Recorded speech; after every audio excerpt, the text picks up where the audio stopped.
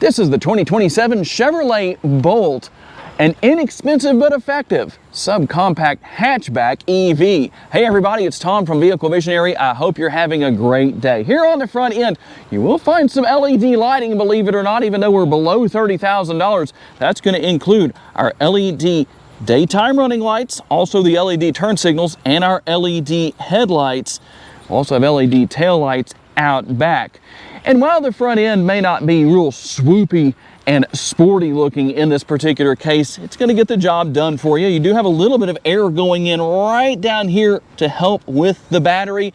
It is going to have one electric motor and comes with front wheel drive.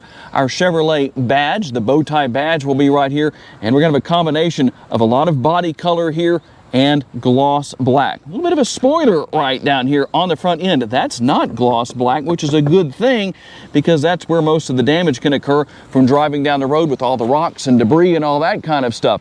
The exterior color is Summit White. It's going to have a jet black interior. In this case, we're going to have our 17-inch wheels. And as you look at the design of these spokes right here, it almost looks like it's in motion a little bit, trying to give it that sporty flair. And then here's your charge port right here. It's going to come with a charging cable for you. And as we work our way up to the side view mirrors, we're going to have gloss black on our mirror caps right there. Now, we're not going to have turn signal indicators here. Manually folding side view mirrors. I'm going to show you how to fold those because, believe it or not, I said something about manually folding side view mirrors in a video one time. And somebody said, you didn't show us how to manually fold the mirrors. That person has a driver's license, believe it or not. They're probably driving with you on the road. You're going to have power adjustable side view mirrors, and they're going to have blind spot monitoring built in. Now, one thing that I do like that we have here will be on the door handle. That's going to be right down here. You're going to have passive entry. How hard would it be to also have that on the rear doors? That should be a standard feature, at least in my particular opinion. Now, lock, unlock, remote start is going to be here. Got the panic button, or what we often use as the find my vehicle button in most cases. No roof rails up top, no sunroof. I think for most people shopping in this price point, that's not a big deal. You do have your shark fin antenna in gloss black, so a little bit of a sporty look where that's concerned. That works its way to the rear roof spoiler right here. That's going to come back. Going to have our glass right here and the rear window wiper. I know some people like to see that concealed away up here. In this case, not a big deal necessarily. And like I said earlier, we will have the LED tail lights back here as well as your Bolt logo. And in this particular case, it's going to be a manually opening tailgate.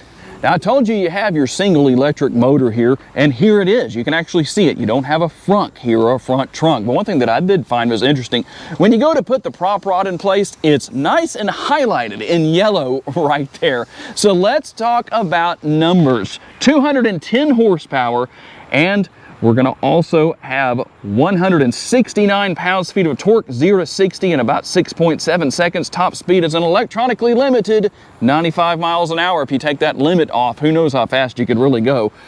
And you're looking at the 120-volt household power outlet, a level 1, 4 miles of range per hour. So you better have some time if you do that. If you go to the 240 volt level 2 charger, you're looking at about 27 miles per hour. And how about the DC fast charging? I know that's very important to people. So you're looking at about 40 miles of range per hour, a total driving distance of about 262 miles. Keep in mind the size of this vehicle. A lot of vehicles that this would compete with as far as having an internal combustion engine would do something in that same range, but you'd be able to gas it up a lot faster. But that's the situation. You'll have to tell me what you think about that down in the comments section. Now let's open our cargo area right here. This is not rated for towing, in case you were wondering about that. How about your cargo space? There is information on that. 16.2 cubic feet behind the seats, and when the seats are lowered flat, 50 6.3 cubic feet. Now the thing I like about this is that I can come right here and I can just use the release and push that seat forward. I'm going to come over here and do the same thing and push that seat forward. And there's how everything looks when it's all maximized. I know that seat isn't flat all the way, but it will go down that way. You do have some tie downs here in the rear area. There's one light as far as your cargo lighting goes. And how about underneath the floor? Well, guess what? You can get that floor out of the way. You can actually take the whole thing off. You will get your charging cable that it will come with, but something that should be no surprise to anybody would be the lack of a spare tire. One thing that I do like when you lower these rear seats to keep the seat belt from flopping around and being an issue, you actually have a little place where you can put it right there. So I'm going to take that back out, and then I'm going to put the seat back up in place so that the seat belt will be where it should be. I'm going to hop inside and we're going to show you the door panel right over there on the driver's side. You actually have a decent amount of room with the armrest. I do wish that area was completely flat and had some padding, because you don't have any padding in this rear area. The door bin offers a decent amount of space as well. And in case anybody drops the hammer on 210 horsepower, there's a no crap handle here. You're going to have your light right here. That's going to be in the front and the rear area. No seat pockets, no air conditioning vents back here in the rear seating area. But you know what? When a lot of us were growing up, you had vehicles that were a lot bigger than us that didn't have rear air conditioning vents. Still no problem. So I don't think that's going to be a problem here. Plenty of airflow from the front seat area. But what is here will be the dual USB ports. That's going to be something that I think may be more important to some than those air conditioning vents. And for something that a lot of you ask for, when we can do this, I do like to show you the window sticker. So we're going to give you a good look at that because there's no glare or anything like that. And how about your MPGe details? 134 in the city, 106 out on the highway, and then 28 kilowatt hours per every 100 miles driven, and obviously everything combined 120 MPGEs. And all you have to do for it to start is just hop right in just like this, and it's going to automatically come to life. As you can see, I'm probably going to have to turn the air down a little bit. We'll do that right here so we don't have too much of that noise. $29,260 is the sticker price. Now, in this day and age, that's still a decent amount of money, but it is far below the $50,000 plus average as of the time I'm making this video in July of 2026. Let's go to our upper console. Not a whole lot to talk about there, but you can turn on your lights if you want to, just like this, or you can turn them on like that. Turn that switch all the way over there and you're good to go with that. You can see things such as OnStar and all the SOS and all that good stuff up here. Now, at this price point, I don't think it will be a surprise that you have to flip that lever forward to dim your rear view mirror. It is not a digital rear view mirror. Maybe one day that will be standard on all vehicles. Who knows? And we'll work our way down and go across.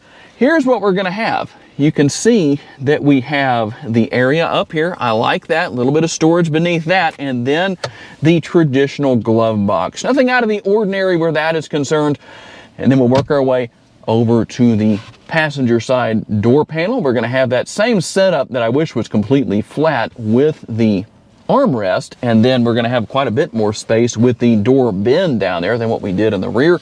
Now we'll work our way over to the driver's side. You do have manually adjustable driver and passenger seats, and here's everything for lock and unlock. You can choose which mirror you are adjusting when that light is on, or you can just turn those off if you want to. We're going to have one touch down, one touch up on the driver's side only, but it is one touch down for the passenger side window, and the same thing with the rear windows. You just have to hold that button up to bring them back up. Your power parking brake will be right here, and then lane keeping assist. You do have a manually adjustable steering wheel. Drop that lever right there. It's tilt and telescopically adjustable. Adaptive cruise control will be here, as you can see. Voice commands, all that good stuff is here. And as far as the driver's display, it does have a very nice modern look to it. Now you can choose, I'll let you see what I'm doing as I do it, what you're listening to right here. If you want to select something, you just push in on that scroll wheel right there. Now there's not a ton more that we can do right here as far as this goes. Pretty simplistic, pretty basic, but it does have a nice modern look to it. That works well. Here's how you're going to control not only your front and rear window wipers, but also turn signal indicators. Yes, for less than $30,000, you do have blinkers, believe it or not. And then you can push the button right there to run the windshield washer fluid. Shifter is right over here on the right-hand side of the steering column. You pull that back to go into drive and pull down, and then go up with going into reverse. We push the button right there to go into park. Now, I do feel like this screen should be flat. It has a nice modern look to it, but that slant, that angle right there, I think might have some issues as far as the glare goes. Now, depending on what you want to see on your driver's display, you can come right here to vehicle status and actually go in to tire pressure, for example, and you can add that to the display right there. It just depends on what you want to see. Some people like to see that. Energy info. It's going to be the same way. We can come right here and let's hit that one more time, and you can add that to the driver's display. So depending on what you want up there or what maybe you don't want, you can make adjustments where that is concerned. We're going to go back home right here. There's our camera. The only camera here, it is a rear view camera. At least you have that much. You're not going to find vehicles in this day and age that don't have the rear view cameras. And then we go into settings, and you have quite a few different things here as far as that goes. I'm not going to cover it all, but you can see what all is here. Quite a few things you can go into, adjust, get details and make changes, whatever you want to do. Now, we have our audio settings right here. If you want to go in and manage that, you can do that with your bass, your mid-range, and your treble, and equalizer, and your fade and balance right there. We'll come back out of that. Teen driver mode is here, rear seat reminder, buckle to drive, all those different things are going to be here. Speed assist, your safety features, you've got alert type, forward collision avoidance, front pedestrian braking, intersection collision braking, side bicyclist alert, lane change alert, reverse automatic braking, park assist, and rear cross traffic braking. Like I said, not going to cover everything here, but just to show you a few little things. You can turn your locator lights on and off if you want to. Those animated lights that can come on the front end, or just having the lights come on when you hit the button to unlock. So all of that's here. If you are in transport mode, here's where you get out of that. You can see that. And how do you do that? Well, pretty easy. It's just going to be right there. And then we obviously don't want that to change. So what I'm going to do is actually get back out of that. We're going to come back here, and then we just turn that back off right there. When the vehicle restarts, that will all be set. And just to go ahead and look at the second screen here, our second page, you see you have Google Maps, your phone, all of that's here. There is your owner's manual. How about controls? There are a few things in there as far as that goes, depending on what you might want to do. You might be a little surprised at how much is actually here. In fact, there's more than just this screen. We can go to see more controls. And depending on what you need to do, you can come right here with your lighting on the exterior. Easy to just leave it on auto. That's not a big deal. Auto high beams on and off. This is where you're going to adjust those things or turn them on and off depending on what it is you want to do. Working our way down, you do have single zone climate control, but it gets the job done here at 71 degrees. It's nice and cool in here right now, but you can see you've got your temperature and then your fan speed on the other side and some of your other adjustments you can make right here. Direction of airflow, all of that is here. A little bit of storage space below that area. In fact, two different areas. This one down here is not very deep, but it is there. And right down here, quite a bit of space there as well. So you can actually take this out and move it if you want to and put it a couple of different places, as you can see. Then we move back. We can do the same thing with our adjustable cup holders, just like that. Depends on what you want to do, or you can just leave those out. A little bit of storage space behind that. The center console lid, well, I guess that could be used as an armrest, depending on how big the forearms of the passengers are here in the front. And within that area, a fairly deep center console. Got a little bit of length to it, but not super wide. And here's a quick demonstration of the audio. I did make a few adjustments so it would sound as good as possible.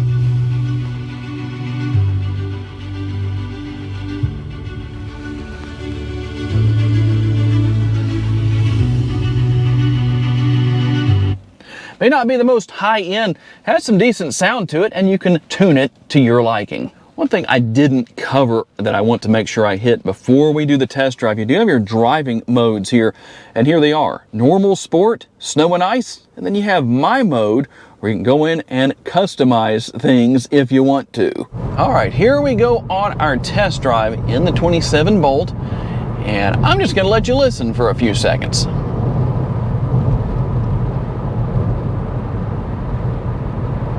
You're going to get some road noise here. Part of that is because you don't have the sound of an engine to drown anything out. I do have the fan speed on low with the air conditioner, so that doesn't make the audio terrible. But it does have some road noise, as you can imagine. It's not that bad. If I had the radio on or something like that, fan speed up on the air conditioning system, or someone to talk to in the passenger seat, that would help with mitigating some of that. So I don't think it's too bad. You really need to drive these vehicles for yourself, because the audio coming from my microphone isn't necessarily accurate to what you'd actually hear in person. Sometimes it can amplify it, sometimes it might make it sound worse than it really, or sound better than it really is.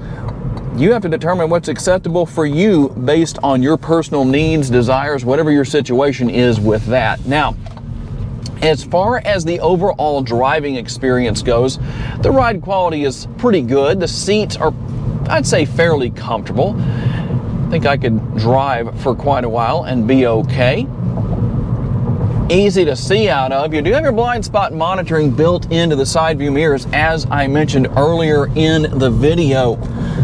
Overall, it is a really nice little vehicle for the price point. It does a good job of doing what you need it to do. You may not have near as much as you might want based on what I know a lot of these Chevrolet and GM vehicles offer, but keep in mind what you're paying, less than $30,000, which is not too bad. And so for those that want an EV for not a ridiculous amount of money, there was a time when getting into an EV was a very expensive proposition. Not so much in this day and age. The technology here is easy to learn and use, and believe it or not, it actually does get up and go quite decently. While it may not be making an insane amount of horsepower, it still does a good job of getting down the road just fine. I do have a lot of space here in the front seat, not quite as much in the back, a little bit less headspace back there, but it's still not too bad. So for a smaller vehicle like this, I think it does a pretty good job of getting the job done overall. And there it is, the 2027 Chevrolet Bolt LT, an inexpensive but effective subcompact hatchback EV. Tell me what you think down in the comments section. I'd like to say a special thanks to our friends at Chevy Land for loaning us this Bolt for the day so we could tell you all about it. And a special thanks to all of you for being kind enough to give us the opportunity to give you a vision for your next vehicle. If you enjoyed this video, please hit the like button. That's very helpful and greatly appreciated. Make sure to subscribe and share this video on your timelines on social media so other people can see it. And if you would like to learn about additional vehicles you may wish to consider purchasing, check out the video that's on the screen right now, and we'll see you there.